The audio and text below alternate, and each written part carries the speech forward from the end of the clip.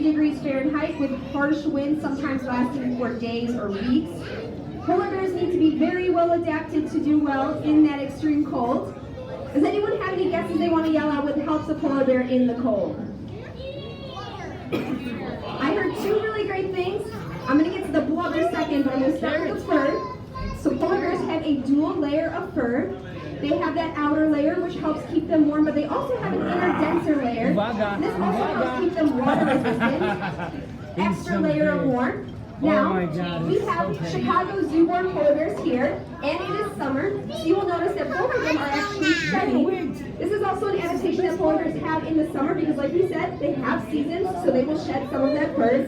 But in the winter, they have that dual layer of dense fur to keep them nice and warm. Now, I also heard blubber, and you were exactly correct. If you see some of that little jiggle on their body, they've got a thick layer of blubber that helps keep them warm and insulated. Now again, for our Chicago polar bears, they only need about an inch and a half or so. But for the wild polar bears, they might have as much as 4.5 inches thick of that blubber, helping keep them nice and insulated. It's a really important part to keep them strong in that cold winter. Now, there is only one way that they can get that blubber. There's a lot of foods that they might eat. We see them eating different foods here. Okay. And it's through their favorite food. Does anyone know what other animal that polar bears might eat that has blubber? Yell it out.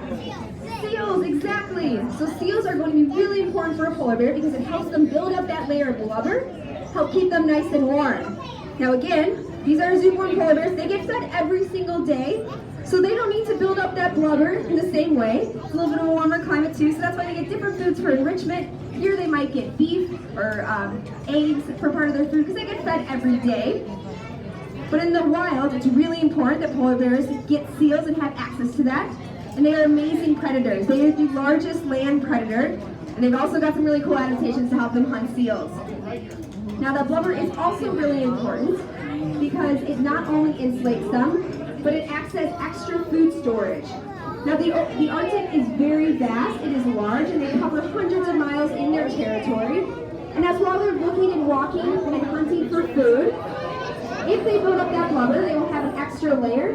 So if you think about, you have a freezer or a pantry where you store extra food just in case, polar bears will store that extra food right on their body in the form of blubber.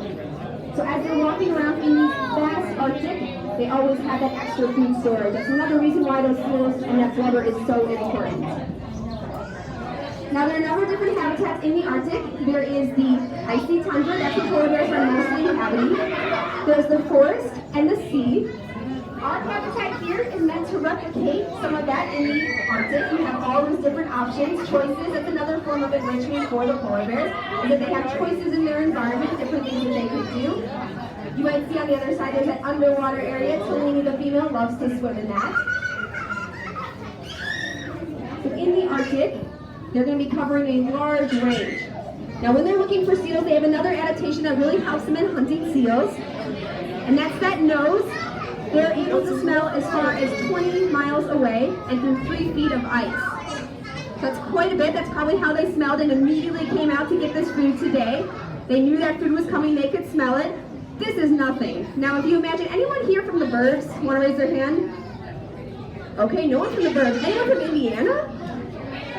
Okay, we got some Indiana folks. We'll go with that. Indiana, parts of Indiana, can be 20 miles away. Now I want to imagine for a moment that someone at home